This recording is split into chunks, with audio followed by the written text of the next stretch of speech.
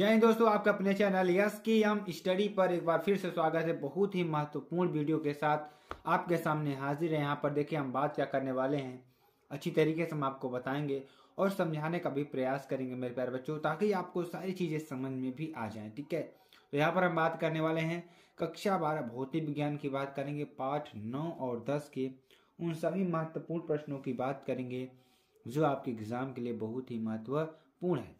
तो यहाँ से देखिए 95% आपके यही प्रश्न आएगा, जो कि बहुत ही इंपॉर्टेंट प्रश्न है। ठीक है, यहाँ से अगर आप 95 प्लस कितना, ध्यान दीजिएगा यहाँ पर, अगर आप ध्यान दीजिएगा, अगर आप यूपी बोर्ड 2023 में, कहा 2023 में अगर आप कितना 90% पाना चाहते हैं, ठीक है, कितना 90% पाना चाहते हैं, तो यह वीडियो सिर्फ आपके लिए है। यहाँ से आपको पीडीएफ भी मिल जाएगी। पीडीएफ कहाँ मिलेगी? पीडीएफ आपको मिलने वाली है। पीडीएफ आपको मिलेगी यस्कीयम स्टडी। कहाँ पर? यस्कीयम स्टडी का जो ऑफिशियल टेलीग्राम चैनल है, क्या है? ऑफिशियल टेलीग्राम चैनल है, वहां पर आपको इसकी पीडीएफ मिल जाएगी। तो आप लोग वहां पर भी जाकर ज्वाइन हो जाइए। चलिए क्वेश्चन को पढ़ते हैं। क्वेश्चन देखिए क्या क्या है, ध्यान दीजिएगा। क्वेश्चन देखिए बहुत ही इंपॉर्टेंट क्वेश्चन है, बहुत ही महत्वपूर्ण क्वेश्चन है। एक प्रकाश किरण वायु से जल में, मान लीजिए, देखिए ध्यान दीजिएगा, ये हमारा मान लीजिए, अगर ध्यान दीजिएगा, अगर ये जल है, क्या है? ये जल है, ठीक है, ये हमारा टोटल जल है। यहां से वायु है, क्या है? वायु है। तो किरण वायु से जल में प्रवेश करती है। मान लीजिए कोई किरण है, वायु से जल में प्रवेश करती है, तो निम्नलिखित में से कौन सा अपरिवर्तित रहेगा? जब ये जल में प्रवेश करेगी तो ये देखिए, मान लीजिए अभिलंब यहाँ पे है, तो अभिलंब की ओर क्या होती है? झुक जाती है। क्या होती है? मान लीजिए अभिलंब आपका ऐसे ही आएगा, तो अभिलंब की ओर ये क्या होती है? झुक जाती है। ठीक है, तो चलिए यहाँ पर हम आपको बताते हैं वेग, आयाम, तरंग दैर्ध्य या आवृत्ति। तो यहाँ पर अगर आंसर की बात करते हैं, क्या अपरिवर्तित रहेगा? आंसर हो जाएगा आपका आवृत्ति। क्या? आवृत्ति आपकी अपरिवर्तित रहेगी। ठीक है, चलिए अगला क्वेश्चन देखिए। अगला क्वेश्चन क्या है? बहुत ही महत्वपूर्ण ये भी है। नेत्र लेंस की प्रकृति होती है, जो नेत्र लेंस होता है इसकी प्रकृति कैसी होती है? ध्यान दीजिएगा, 4 ऑप्शन आपको देखने को मिलेगा, अभिसारी, अपसारी, बोथ या ननाब्दी। तो यहाँ पर आंसर की बात करेंगे, आंसर क्या हो जाएगा? अभिसारी। क्या हो जाएगा? अभिसारी। ठीक है, चलिए अगला क्वेश्चन देखिए, जो कि बहुत ही महत्वपूर्ण है, बहुत ही इंपॉर्टेंट है। क्रांतिक कोण की परिभाषा लिखिए। किसकी? क्रांतिक कोण की परिभाषा लिखिए। ठीक है, तो क्रांतिक कोण की परिभाषा क्या होगी? चलिए हम आपको बताते हैं। सघन माध्यम में, किसमें? सघन माध्यम में। अगला क्वेश्चन देखिए, क्रांतिक कोण की परिभाषा लिखिए। किसकी? क्रांतिक कोण की परिभाषा आपको लिखना है, जो कि बहुत ही महत्वपूर्ण है। तो सघन माध्यम में बना वह आपतन कोण, यानी कि सघन माध्यम में बना वह आपतन कोण जिसके लिए विरल माध्यम में अपवर्तन कोण, क्या? अपवर्तन कोण 90 डिग्री हो। ठीक है, 90 डिग्री हो, क्रांतिक कोण कहलाता है। क्या कहलाता है? क्रांतिक कोण कहलाता है। ठीक है, तो ये बहुत ही महत्वपूर्ण है। चलिए आगे आपको बताते हैं। अगला क्वेश्चन देखिए, उस भौतिक सिद्धांत का नाम लिखिए। किसका? उस भौतिक सिद्धांत का नाम लिखिए जिस पर प्रकाशिक तंतु का कार्य सिद्धांत आधारित है।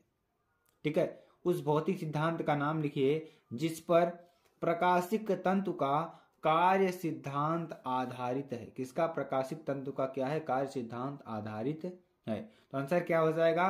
पूर्ण आंतरिक परावर्तन। क्या हो जाएगा? पूर्ण आंतरिक परावर्तन। ठीक है, चलिए अगला क्वेश्चन देखिए। किसी प्रिज्म के पदार्थ की, क्या कर रहा है अगला क्वेश्चन? किसी प्रिज्म के पदार्थ की वर्ण विक्षेपण क्षमता से क्या तात्पर्य है? ठीक है, किससे? किसी प्रिज्म के पदार्थ की वर्ण विक्षेपण क्षमता से क्या तात्पर्य है? चलिए इसको आंसर करते हैं, बहुत ही इंपॉर्टेंट प्रश्न आपके लिए है। तो आंसर देखिए क्या हो जाएगा। जब सूर्य का श्वेत प्रकाश, किसका? जब सूर्य का श्वेत प्रकाश एक पतले प्रिज्म में से गुजरता है, तो बैंगनी तथा लाल रंगों की निर्गत किरणों के बीच, किसके? बैंगनी तथा लाल रंगों की निर्गत किरणों के बीच उत्पन्न कोणीय परिक्षेपण तथा मध्यवर्ती किरण के लिए विचलन कोण के अनुपात को प्रिज्म के पदार्थ की वर्ण विक्षेपण क्षमता कहते हैं। ठीक है, इसे ग्रीक अक्षर ओमेगा से प्रदर्शित करते हैं। किससे? ओमेगा से प्रदर्शित करते हैं। ठीक है, तो ये बहुत ही महत्वपूर्ण प्रश्न है और बहुत ही इंपॉर्टेंट। चलिए अगला क्वेश्चन देखिए क्या है। अगला क्वेश्चन बहुत ही इंपॉर्टेंट भी है। नेत्र की समंजन क्षमता क्या? नेत्र की जो समंजन क्षमता है से आप क्या समझते हैं? नेत्र की समंजन क्षमता से आप क्या समझते हैं? तो नेत्र की वह क्षमता, किसकी? नेत्र की वह क्षमता जिसके कारण नेत्र लेंस की, ठीक है, नेत्र की वह क्षमता जिसके कारण नेत्र लेंस की फोकस दूरी, क्या? फोकस दूरी में परिवर्तन कर नजदीक दूर की वस्तुओं को स्पष्ट रूप से देखा जाता है। फोकस दूरी परिवर्तन करके हम क्या करते हैं? नजदीक व दूर की दोनों वस्तुओं को आप क्या करते हैं? स्पष्ट रूप से देखा जा सकता है।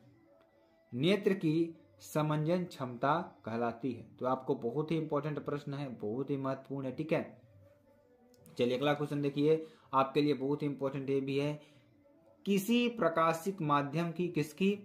किसी प्रकाशिक माध्यम की वर्ण विक्षेपण क्षमता, जो वर्ण विक्षेपण क्षमता है का सूत्र लिखिए। ठीक है, तो किसी प्रकाशिक माध्यम की वर्ण विक्षेपण क्षमता का सूत्र आपको लिखना है। ठीक है, तो वर्ण विक्षेपण क्षमता W बराबर या ओमेगा बराबर क्या हो जाएगी?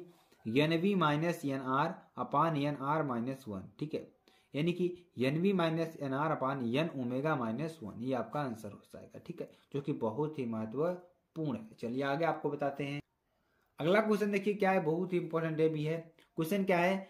किसी प्रिज्म से अल्पतम विचलन कोण 30 डिग्री, प्रिज्म के प्रथम अपवर्तक पृष्ठ पर अपवर्तन कोण 30 डिग्री है, तो प्रिज्म के पदार्थ का अपवर्तनांक ज्ञात कीजिए। किसका?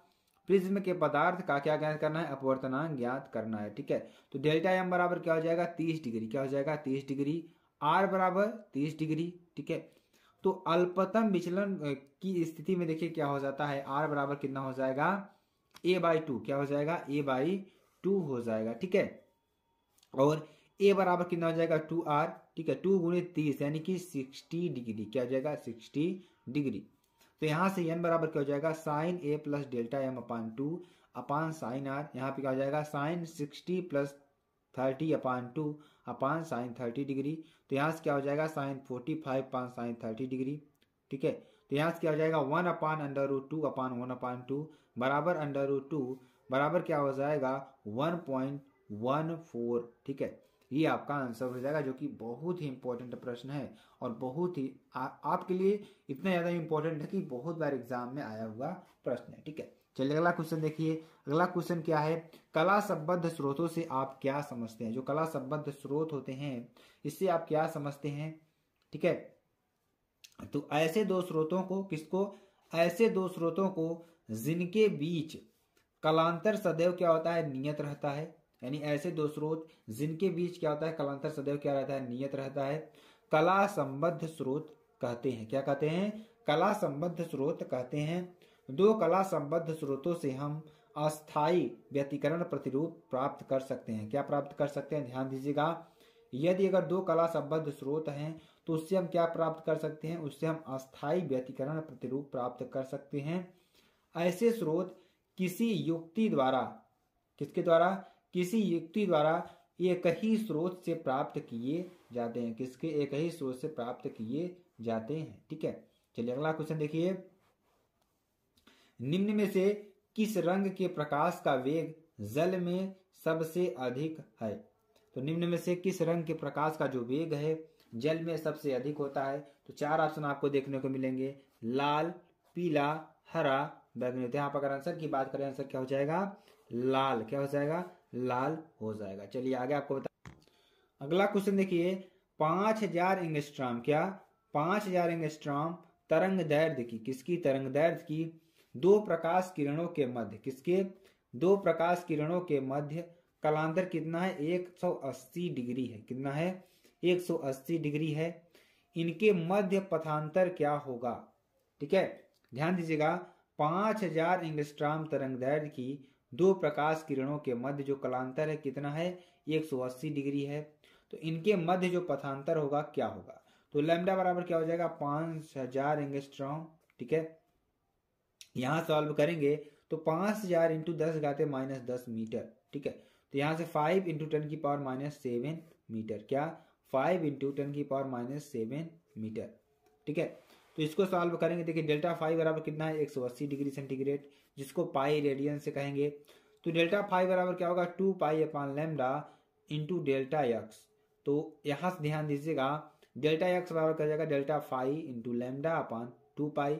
तो यहाँ पे देखिए डेल्टा फाई का मान कितना है पाई, ठीक है, और लैम्डा का मान कितना है 5 × 10⁻⁷, तो यहाँ पे रख देंगे, और अपान 2 पाई है, पाई से पाई कैंसिल हो जाएगा, ठीक है। इसका डिवाइड करेंगे 2.5 × 10⁻⁷ मीटर, ठीक है, ये आपका आंसर हो जाएगा, जो कि बहुत ही महत्वपूर्ण है। चलिए अगला क्वेश्चन देखिए। अगला क्वेश्चन बहुत ही इंपॉर्टेंट ये भी है। किसी 2 × 10⁻⁵ मीटर चौड़ी स्लिट पर 5000 एंगस्ट्रॉम तरंग दैर्ध्य का प्रकाश अभिलंबवत पड़ रहा है। कितना अभिलंबवत पड़ रहा है? तो विवर्तन प्रारूप में प्रथम निम्निष्ट केंद्रीय उच्चिष्ट से कितनी कोणीय चौड़ाई पर स्थित होगा? केंद्रीय उच्चिष्ट की कोणीय चौड़ाई भी ज्ञात कीजिए। तो ध्यान दीजिएगा, इसको सॉल्व करेंगे तो कितना है, देखिए 2 × 10⁻⁵ मीटर चौड़ी स्लिट पर, ठीक है, 5000 एंगस्ट्रॉम जो तरंग दैर्ध्य है कितना है 5000 एंगस्ट्रॉम, इसको आप लैम्डा कह सकते हैं, का प्रकाश अभिलंबवत पड़ रहा है। अभिलंबवत पड़ रहा है तो विवर्तन प्रारूप में, किसमें? विवर्तन प्रारूप में प्रथम निम्निष्ट केंद्रीय उच्चिष्ट से कितनी कोणीय चौड़ाई पर स्थित होगा? केंद्रीय उच्चिष्ट की कोणीय चौड़ाई भी ज्ञात कीजिए, ठीक है। चलिए यहां पर देखिए प्रथम निम्निष्ट तथा केंद्रीय उच्चिष्ट के बीच कोणीय चौड़ाई कितना होगी? थीटा बराबर कितना हो जाएगा? लैम्डा अपान ई प्लस माइनस 5000 एंगस्ट्रॉम अपान 2 × 10⁻⁵ प्लस माइनस 2.5 × 10⁻² रेडियन, ठीक है। तो यहाँ से क्या हो जाएगा? केंद्रीय उच्चिष्ट की जो कोणीय चौड़ाई होगी 2θ1 बराबर 5.0 × 10⁻² रेडियन, ठीक है, ये आपका आंसर हो जाएगा। चलिए कुछ और क्वेश्चन को पढ़ लेते हैं। देखिए कुछ इंपॉर्टेंट क्वेश्चन है जो आपके एग्जाम के लिए बहुत इंपॉर्टेंट है। तरंगार्घ किसे कहते हैं? हाइगन्स के द्वितीयक तरंगिकाओं का सिद्धांत लिखिए। हाइगन्स के द्वितीय तरंगिकाओं का सिद्धांत क्या है? 6000 एंगस्ट्रॉम तरंगदैर्ध्य का एक वर्णीय प्रकाश वायु से 1.5 अपवर्तनांक वाले कांच की सतह पर आपतित होता है। इसमें निम्नलिखित में से प्रत्येक की तरंगदैर्ध्य एवं चाल ज्ञात कीजिए। किसकी? आपतित प्रकाश की और परावर्तित प्रकाश की। ये भी क्वेश्चन बहुत ही इंपॉर्टेंट है, इसको भी आपको लिख लेना है, जो कि बहुत ही महत्वपूर्ण है। तो इसमें फिर मिलते हैं नेक्स्ट वीडियो में नए टॉपिक के साथ, तब तक के लिए जय हिंद।